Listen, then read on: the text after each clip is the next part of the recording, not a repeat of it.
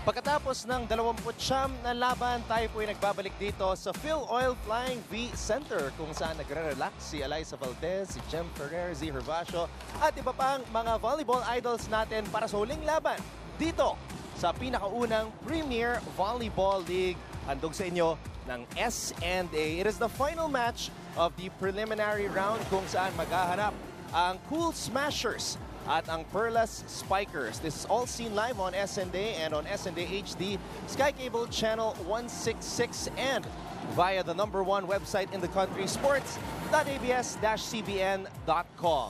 Ako po ang inyong lingkod, Anton Rojas, kasama muli si Coach Ronnie Magsanok at makakasama din natin ang ating panel at large na si Ira Pablo.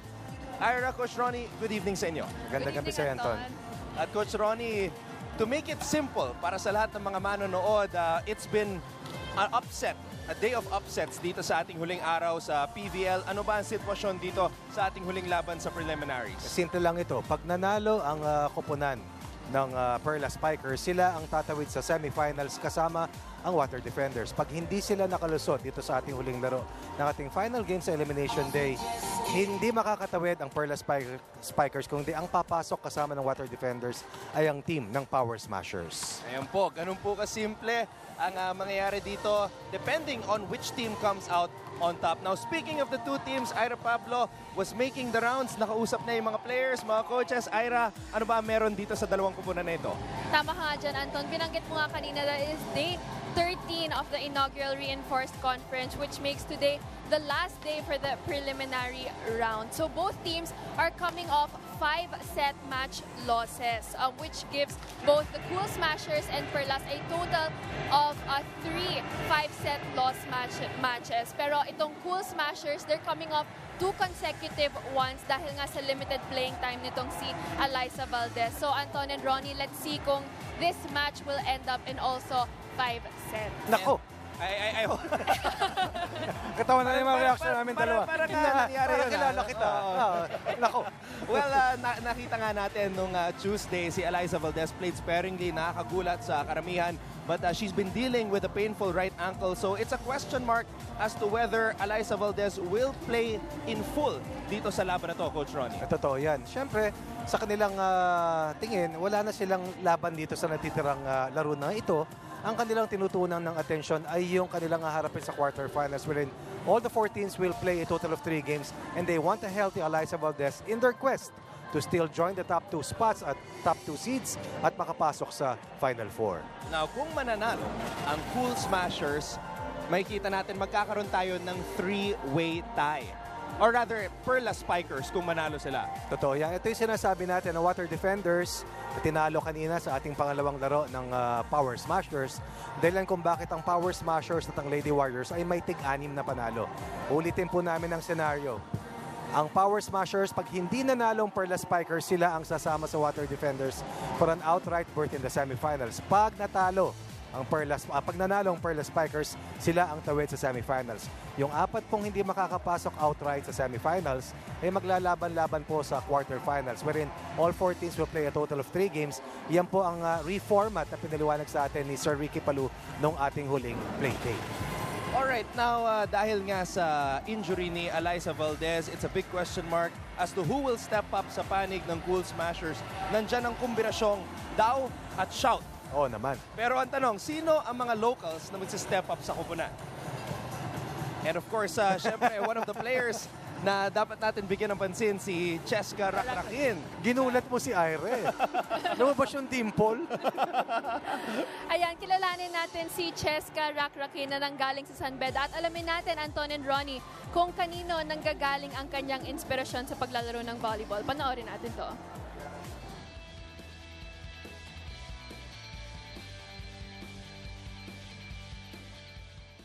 Number 18, Aurea Francesca Rakrakin. Cross court, Cabanos binigay dito kay Rakrakin.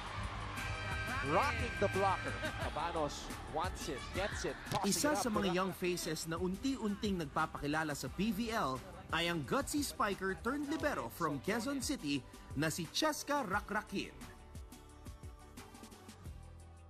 At mula sa paglalaro lang sa intrams noon, She eventually entered the collegiate volleyball scene sa NCAA bilang miyembro ng San Beda Lady Red Spikers kung saan nakuha niya ang Rookie of the Year Award.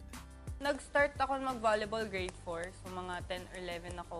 Magsasali dapat talaga ako badminton. Kaso, yung day ng tryouts, I forgot to bring my racket. So, sabi na lang ng teacher ko, kulang pa daw yung volleyball team. So, try ko na lang daw yun. Tinry ko mag-volleyball, tapos yun, nagustuhan ko siya. And then, nagtuloy-tuloy na siya hanggang sa ngayon, nasa San Beda na ako. Dahil sa kanyang busy schedule sa araw-araw, ay madalang na siyang makauwi sa kanilang bahay.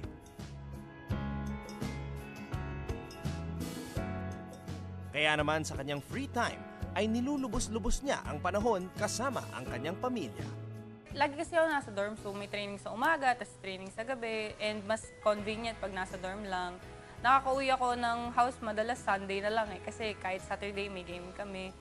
Pag umuwi naman ako ng bahay, madalas nandun lang yung mami ko sa bahay, yung mga kapatid ko, mga pamangkin ko. So ang ginagawa lang namin, nakatambay lang kami sa bahay, sa kwarto lang, nanonood ng TV, kwentuhan. So hindi kami nagkakaroon ng gap kasi lagi pa rin kami nagko-communicate. Proud na proud ako sa anak ko kasi nagagawa niya lahat. Nakakapag-aral siya. Same time, di niya kami nakakalimutan. Palagi niya akong tinitext. Para sa cool smasher na si Ces, inaalay niya ang kanyang mga laban sa kanyang #1 supporter, ang kanyang yumaong ama. Daddy ko kasi talaga nag-push sa akin na mag-sports eh. So kahit na wala na siya ngayon, pinupush ko pa rin yung sarili ko and lagi ko siyang iniisip pag naglalaro ako and gusto ko siya maging proud sa akin always. So ginagalingan ko talaga sa lahat ng ginagawa ko sa buhay. Alam ni Ces na marami pa siyang kailangan matutunan sa sport. At buong puso ang kanyang pagtanggap sa hamon na matulungan pa ang Cool Smashers na umangat sa PVL. Kahit na iba-iba yung pinanggalingan namin school, alam naman namin yung hirap ng training. So kahit mahirap yung training namin, talagang pinupush lang namin isa't isa lagi. Lahat kami magaling makisama. So walang nagiging KJ or anything. Tapos so lagi lang kaming good vibes talaga sa training. Sobrang good vibes lang. Baon-baon ni Cheska ang suporta ng kanyang pamilya, teammates at mga fans. Inabangan ko pa rin yung mga... At dahil dito, ay mas pursigido pa siyang mas galingan sa mga natitira pa nilang laban dito sa tournament. Sa lahat ng supporters namin sa Creamline, sobra yung pasasalamat ko sa kanila sa pag-support sa amin. Yung kahit na hindi kami ganun ka nananalo, sobrang love na love pa rin nila kami. Sobrang nakaka-boost sila ng confidence. Isa rin sila sa inspirations namin lagi.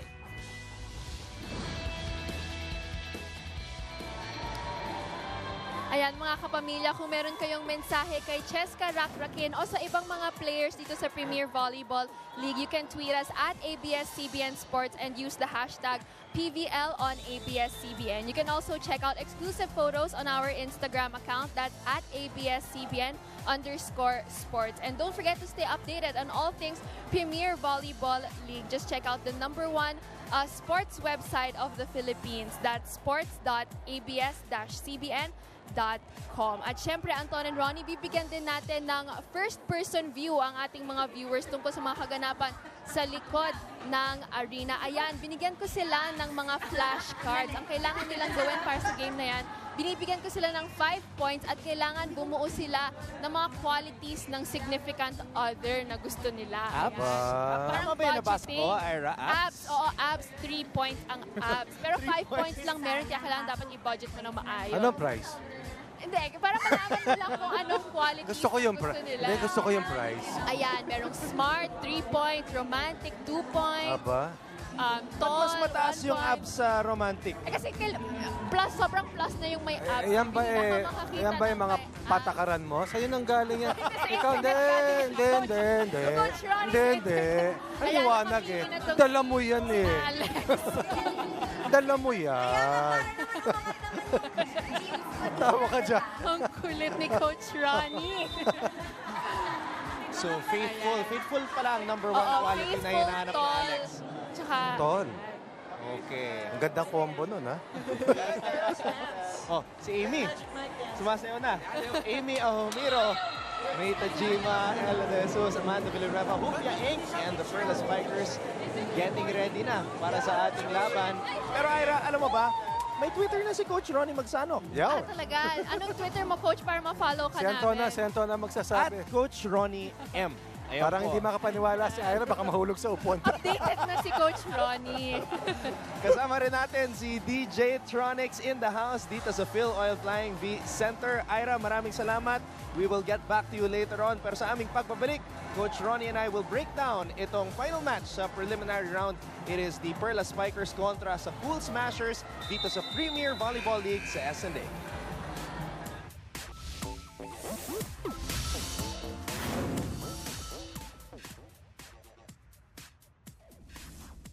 Sa ilang sandali, magharap na po ang Perlas Spikers at ang Cool Smashers dito sa huling laban sa preliminary round ng pinakaunang Premier Volleyball League dito sa SNA. Maraming salamat muli sa inyong panonood. Anton Rojas kasama si Coach Ronnie Magsanok. Now, we have to go back to April 30, Coach Ronnie, nung unang nagharap ang dalawang kupunan na ito. But we have to take note na hindi pa naglaro ang mga reinforcements nung araw na yun. Unang laban sa unang playdate ng unang edisyon ng PVL. Ito yung ating main game dun sa ating triple header na nangyari sa unang araw ng ating Premier Volleyball League. Dito sa labang ito, katulad ng binanggit niya, wala pa po yung mga reinforcements. At dito sa dikdikang labang ito, first set ay nakuha ng Cool Smashers 25-23. Subalit tatlong sunod na sets ang bawi ng Perlas Spikers para manalo in 4 sets.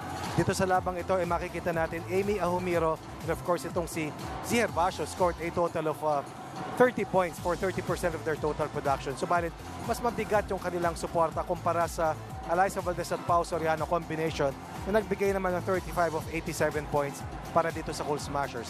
Eventually, kahit na nakuha halos lahat ng Cool Smashers yung stat department, anytime you give up 46 points sa errors, talagang masasaktan ka. Halos kahalintulad yan ng dalawang sets, kaya eventually, pagdating sa dulo, kuha nila halos lahat ng stat department. Kaya lang, 22 more errors hurt their chances of winning that game versus the Perlas Spikers. At nalamangan pa sila ng Perlas pagdating sa serving when we know that the Cool Smashers are the #1 team dito sa ating liga. May Ivy Remulye. Sa serving. Yes, cool na cool si Ate Ivy. At syempre si Lai, ang kapitana nitong Cool Smashers. We have to wonder whether she's going to play in full dito today dahil she played sparingly sa kanilang huling laban nung nakaraan against the Water Defenders. Ayan, si Ate Ivy providing the veteran leadership para sa Cool Smashers.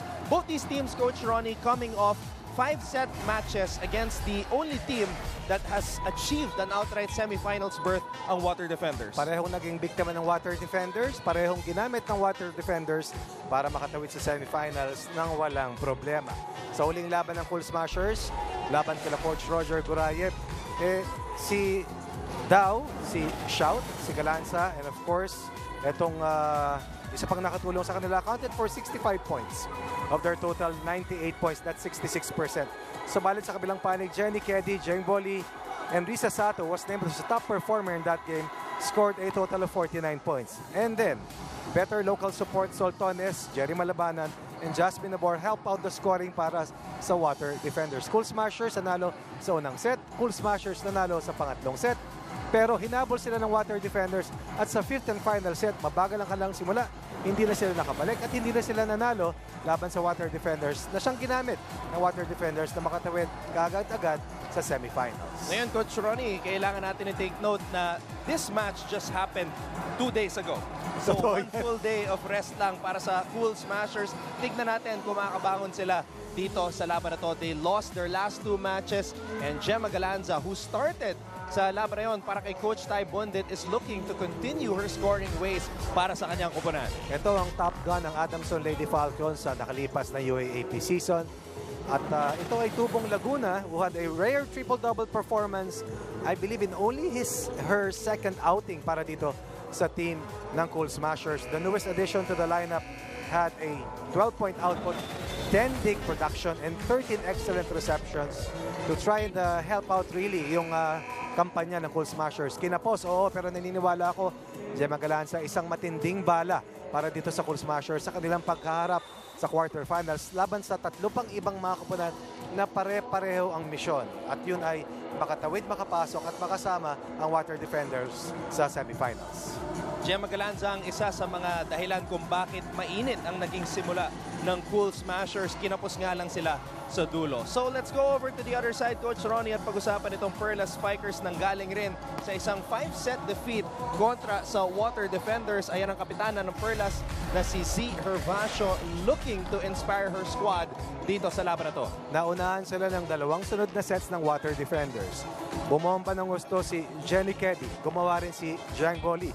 40 points coming from the two reinforcements. Dagdagan mo pa ng 12 ni Urdas at ng 11 points ni Rizasado. That is 63 points or 59% of the 106 points ng Water Defenders. Sa kabilang panig naman, Rupia Inc. with 27, Kat Bersola with 12, that's 39 points.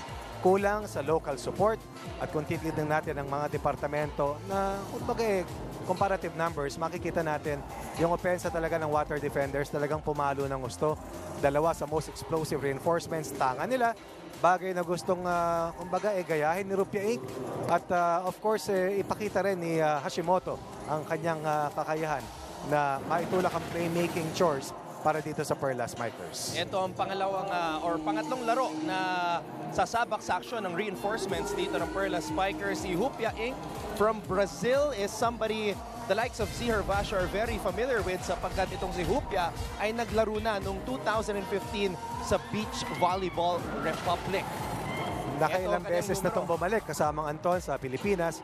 At familiar si Anton dito dahil kasama ni Anton to pag bumabiyahe sa Beach Volleyball Republic on tour. A winner in one leg of the Beach Volleyball Republic.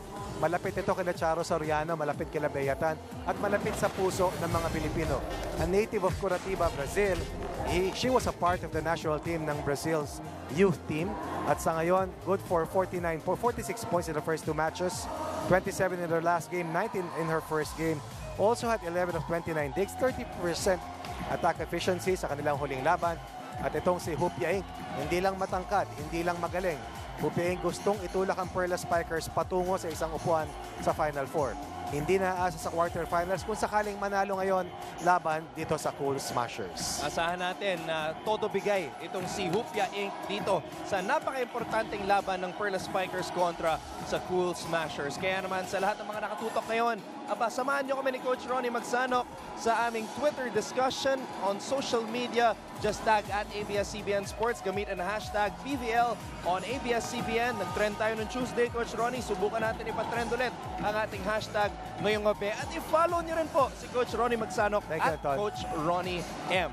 Kasama rin po natin si DJ Tronics in the house dito sa Phil Oil Flying V Center. And we'd like to remind everybody, meron din po tayong live streaming at sports.abs-cbn.com. Ayan po si DJ Tronics. You can follow him as well at I am DJ Tronics. Nagwa-warm up na. Alright, sa aming pagpabalik, bakbaka na, it is the Cool Smashers kontra sa Perlas Spikers. Ito po ang huling laban sa preliminary round ng Premier Volleyball League sa S&A.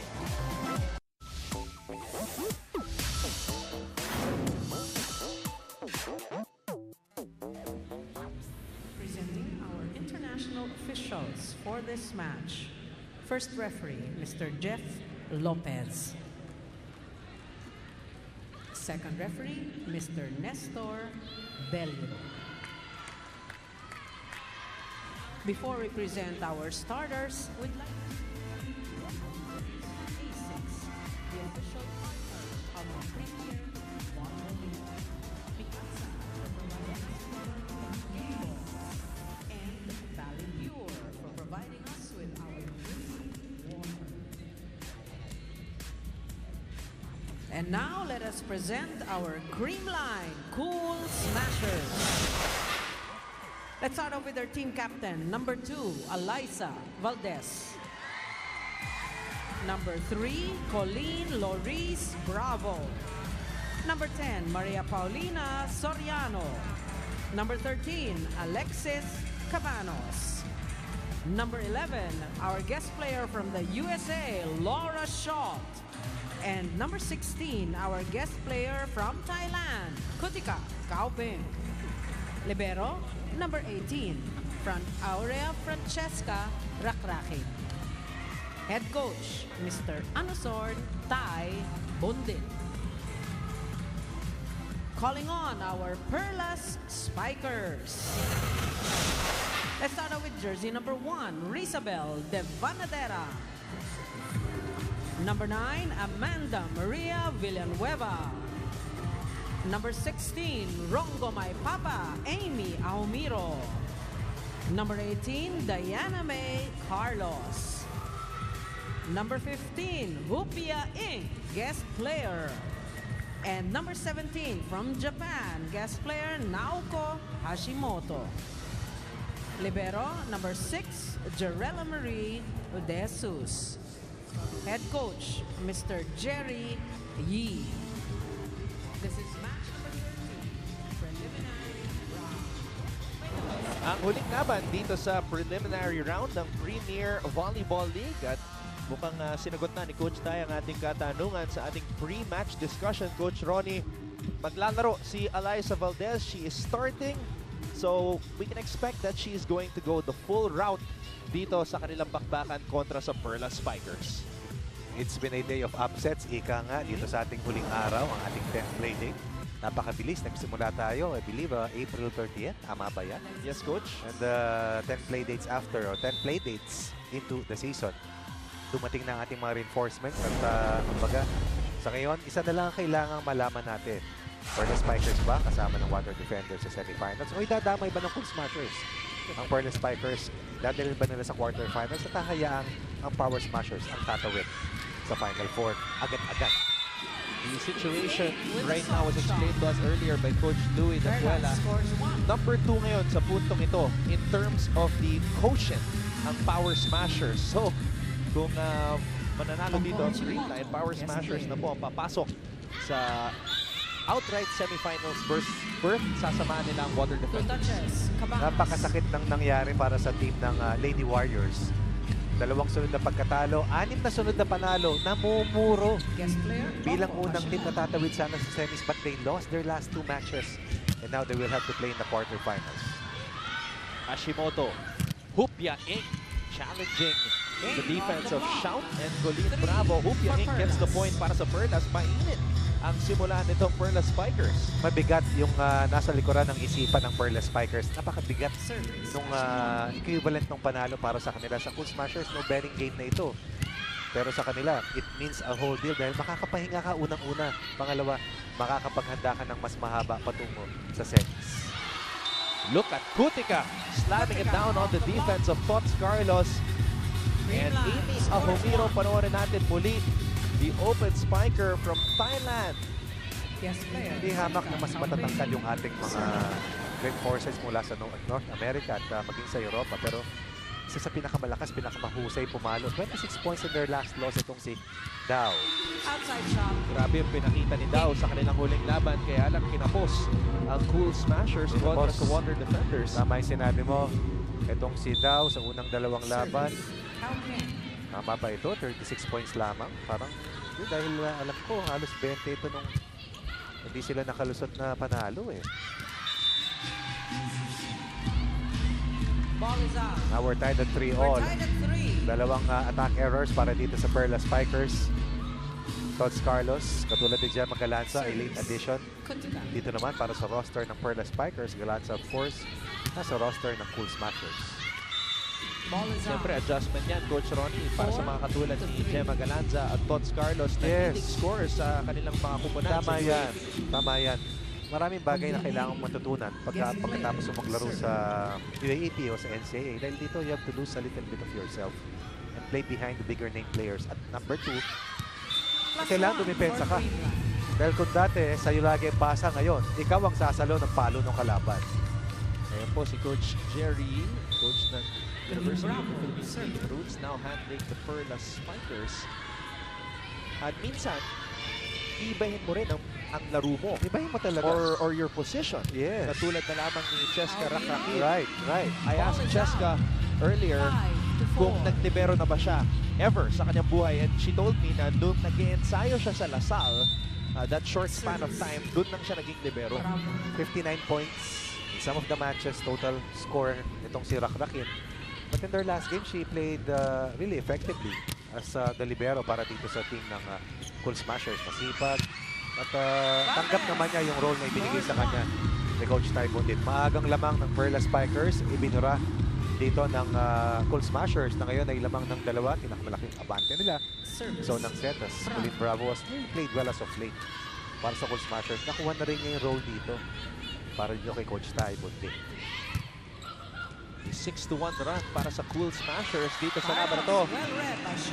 At maganda ang depensa na pinapakita nitong si Laura Shout. Yan ang kailangan talagang iangat itong si Laura Shout in terms of defense para dito sa Cool Smashers. 4 of their 11 blocks sa kanilang huling laban galing sa kanya. But I think she can still do more. Sa tangkad at tempo niya, kaya pa niyang iangat yung puntos na yan. Coco Hashimoto, binigay dito kay Hupia Inc. The tallest setter in town, Coco Hashimoto. He's about, let's put it at 5'8 and a half. Tinanong ko si Amy kanina kung ano ba ang height nitong si Coco. Sabi ni Amy, 5'8", 5'9". Give or take. Samantala, Shout is able to break down the wall for that point. The Cool Smashers lead the Perlas Spikers 8-4. Ayan po ang kampo ni Coach Ty Bundit at Cool Smashers. At sa puntong ito, balikan natin si Ira Pablo. Usapang inspirasyon pa rin tayo, Anton and Ronnie. Earlier, I asked one player from each team about their inspirations in playing volleyball. Si Gemma Galianza is very much similar to our feature with Cheska earlier because her inspiration in playing volleyball is her older sister Justine, who passed away 2 years ago due to a heart condition. Her older sister Justine also played volleyball because their father was a volleyball coach as well. Nakausap ko rin kanina si Cathy Bersola at ang sinabi naman niya, although she is very family-oriented, ang inspirasyon niya sa paglalaro ng volleyball ay ang kanyang sarili because she is very competitive in nature at she likes to compete with herself. So Anton and Ronnie, para sa sarili at para sa pamilya ang paglalaro ng volleyball para dito kay Cathy at Gemma. Balik sa inyo. Alam mo, Coach Ronnie, napansin ko dito kay Ira, mahilig siya sa usapang inspiration. Ayaw magsabi ng totoo eh. Ibig sabihin, totoo yung mga dala kanina ni Ira. Talagang malapit sa puso niya yung mga ganong klaseng. May kulay pa eh. Yeah. Green for tall. Pink for faithful. Hindi ko na nabasa iba eh. Napansin ko talaga yung abs eh. 3 points for abs. Yun ang hindi ko nakitang kulay. Kasi akala ko ABS eh. Abs pala. At ito si Shout eh, sa kanilang huling pagkatalo, sigurado ako disappointed siya. Oo, no bearing na. Pero sa tagal nilang hindi naglaro, natatanggap mo ba yung pagkatalo? Gusto mo bawat laro, ipanalo mo na, makabuelo pagdating sa quarterfinals, makarating sa semifinals. At mapatagal naman yung kanilang paglalaro dito given that yung iba 3 playdates pa lang nilalaban.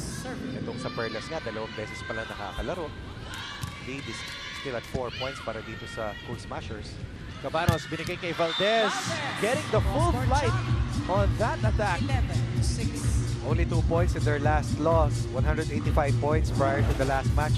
Total of 188 for the leading local scorer of our first Premier Volleyball League. You really have to look at the stats twice when you hear na naka 2 points labang si Eliza Valdez. Kala nga natin hindi na gagamitin eh, di ba?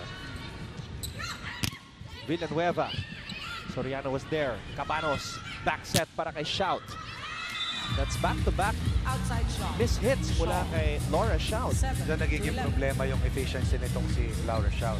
Paboritong pasahan nitong si Alex Cabanos, subalit yung kanyang efficiency rate ay hindi ganun kataas, 11 of 41. Sa huli nilang pagkatalo laban sa Water Defenders. At alam mo kung sinong nakasakit dito sa Cool Smashers at sa Perlas Spikers?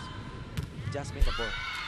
Yung playmaking comparison, she outplayed Cabanos when they faced off. And she also jumped the gun on Hashimoto nung tinalo sila ng Water Defenders. Po si Nicole Yamzon at si Cara Acevedo. Magkapit bahay sa katipunan niya. Isang sakay lang yan eh. Matraffic lang. Coco Hashimoto trying to show us her tricks as the tallest setter dito sa ating liga. Binigay ang bola dito kay Devanadera. Hupia Inc. Off the hands. That was there. Soriano. Binalik dito kay Kutika. Villanueva. Hashimoto. Inc. Hupia Inc. from Brazil. There's a reason why the Perlas Spikers, even when Jem Ferrer was really playing so well for them, decided to bring in a setter, not only a setter but a very tall playmaker. May advantage talaga, mas mabilis yung bola, pwedeng matake, na talagang nakakatulong sa blocking, mga aspetong wala yung mga ibang mas maliliit ang kanilang playmakers. Bravo with a quick tip. Samantala, Colleen Bravo. Alusot doon, doing damage. Binanggit natin kanina yung pagiging bandera kapos ng Cool Smashers pagkahinsan.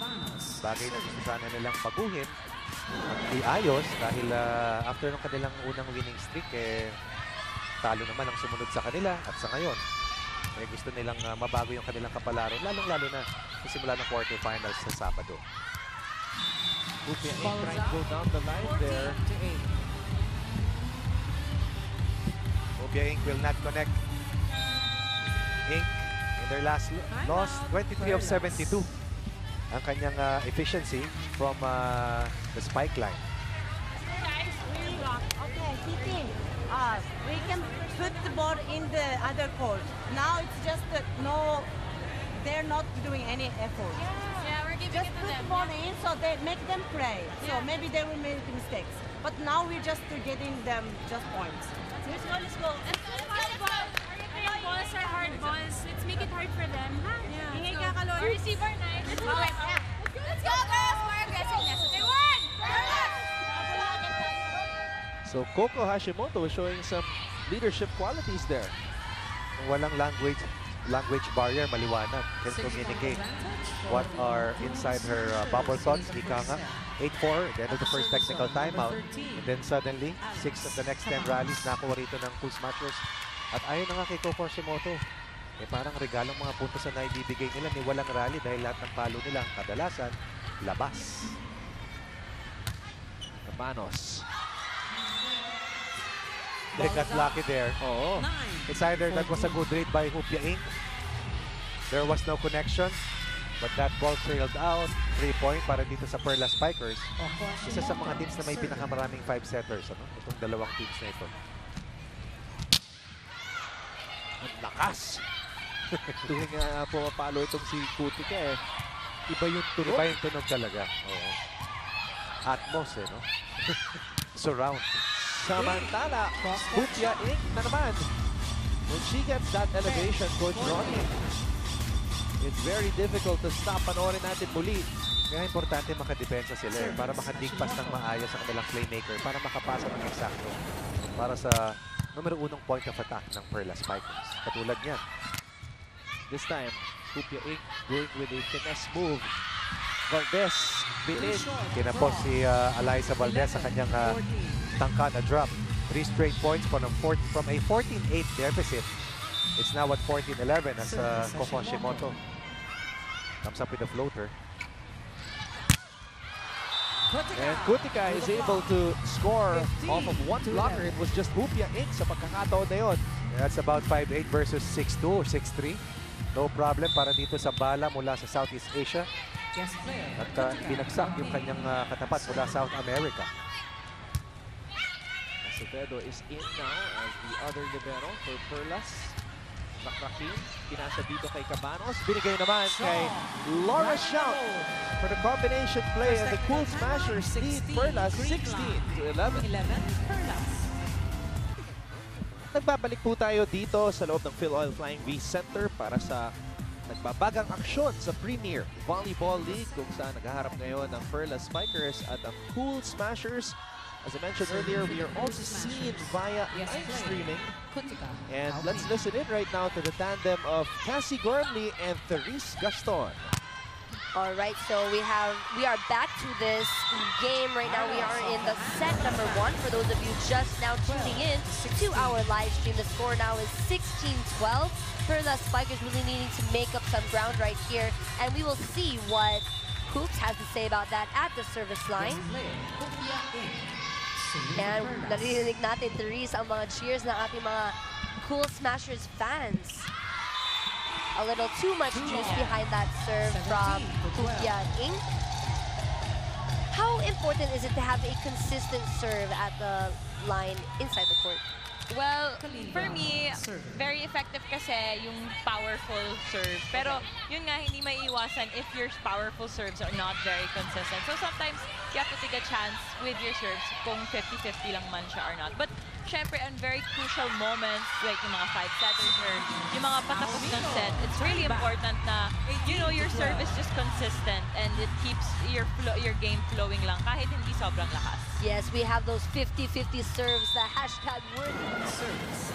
Ngayon po, narinig po ninyo ang boses ng Beach Volleyball Republic, si Cassie Gormley at ang dating Ateneo Lady Eagle na si Therese Gaston. And in between them, sa likod, ng ating mga PVL followers. Yeah.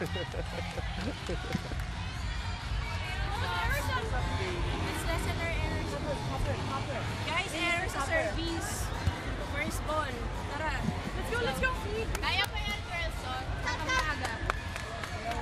Use yourself, ball na. Ha? No hard ah. No hard ah. Afraid. Let's play together, girls. Come on. We gotta get the momentum. We don't have the momentum. Let's go!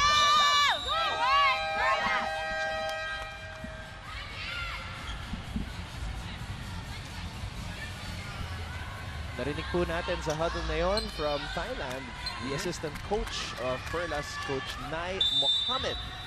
Kababayan ni Coach Tai Buntis. At nakita ko rin si Coach Nes Pamilar, interested spectator. And of course, Miss Ivy Remulla, one time, at one point, numero 1 pinakamaraming service aces bago dumating ang ating mga reinforcements. Former UAB champion as well. And De La Salle University. At patuloy ang problema rito ng Perlas Spikers. Minsan, when the anxiety level is high, take a look at Miss Bea that. Minsan mahirap kumonekta yung routine ng mga palo, yung madaling mga palo. You just have to toughen your mind. Yung mindset has to be very steady, number 1. Number 2, may kailangan talaga, if you want to make it to the semis outright, you have to play better than a team which is playing loosely dahil wala nang pressure dito sa Cool Smashers. They have to play the next 3 play dates starting Saturday for a chance to make it to the semifinals. Shout. Cross court. Hashimoto was there. Ahumiro binigay dito kay Tots Carlos. Cross court attack. Napunta kay Cabanos. Eto na si Laura Shout. Ahumiro. Hupia in gives up a free ball. Kutika binigay kay Cabanos. Quick attack para kay Soriano. Tuloy pa rin ang rally. Villanueva. And Amanda Villanueva gets the point. David scores versus Goliath. They needed that dahil umabot na sa 20 puntos itong team ng Cool Smashers. Before Galanza became the ace spiker of Adamson, at one point it was Amanda Villanueva. Hindi lang ako sigurado kung nagpang-abot sila ni Pao Soriano. Ball is out. Pao Soriano definitely former Lady Falcon and one of the best middle blockers we've seen also in recent memory sa UAP. Of course, played for Coach Mami Dulce Pante before. Once or twice they made it to the finals, kaya lang hindi nakatawid ng isang kampyonato. Problemado offensa, problemado floor defense. And as a result, Eliza and the Cool Smashers are 6 points ahead. Laban dito sa Perlas Spikers. Sa una nilang pagharap sa unang round, lalo rin ang Cool Smashers sa unang set in that 4-setter, eventually won by the Perlas Spikers. 21-16 ang ating talaan. Cool Smashers looking to spoil itong pagnanais ng Perlas Spikers na makapasok sa semifinals outright. At ayan na po si Gemma Galanza in the match sa unang pagkakataon. Giving Laura Shout a rest here. Valdez straight to the net. Valdez into the net. Now, Valdez has been playing with a painful right foot. Injured ankle. Kaya naman nakikita natin na there are moments where she does not get the usual elevation. Roses coming in for Tots Carlos. A joust at the top, 2 against 1. Valdez. That's a net touch on Valdez. Puntos para sa Perlas. Kanina 21-8 o 19-12 ang talaan. Mabilis na habol dito, mabilis na pagbabalik ng Perlas Spikers. Timeout for the Cool Smashers. ร้อนออกมาเป็นเปียก Next, when in doubt, just put it up, huh? When in doubt, just put it up. Everybody, when in doubt, put it up, okay? Let's go, let's go. One good, one up, okay? Go, go. 4 points lang, 4 points. thinking important point. Yes. You have counter attack important point who you give. Okay, one good receive, huh? Good vibes tayo, huh? Good vibes, huh? Come on. 1, 2, 3. Happy, good vibes. We heard Coach Ty Bundit and Coach Oliver Almadro. Yes, humahaba na yung Just 3 points for Perlas. mga pangungusap na ginagawa ni Coach Ty Bundit. Serving number 3, Sue. Oh, some late Eagles are here. Pongay Gaston and Mitch Morente. Summer look sila parehas. Pareho naka-bangs. Villanueva off the hands. Now it's Valdez's turn.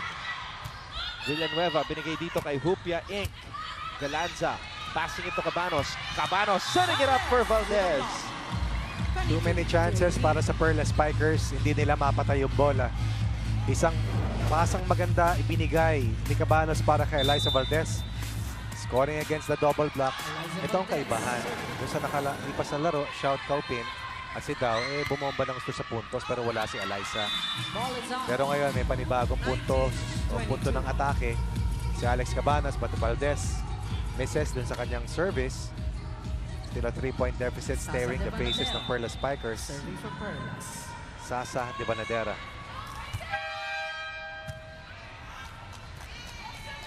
Rotational fall called on the Perlas Spikers.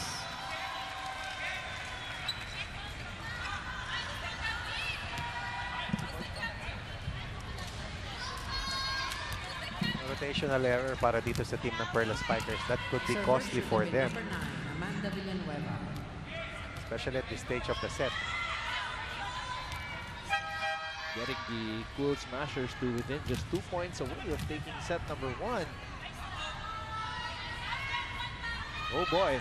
Substitution. Rotational fault. What a time for that to happen para dito sa Perlas Spikers kung saan humahabol na sila. Laki ng dinikit nila kanina. 19-12 yung score. Biglang naging 21-18. Hashimoto. Dow.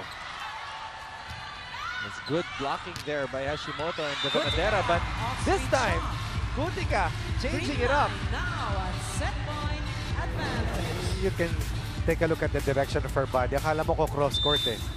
And then the angle kung saan niya pinatama yung bola, it went down the line, misleading the defense. Not in my house, or it's my house now.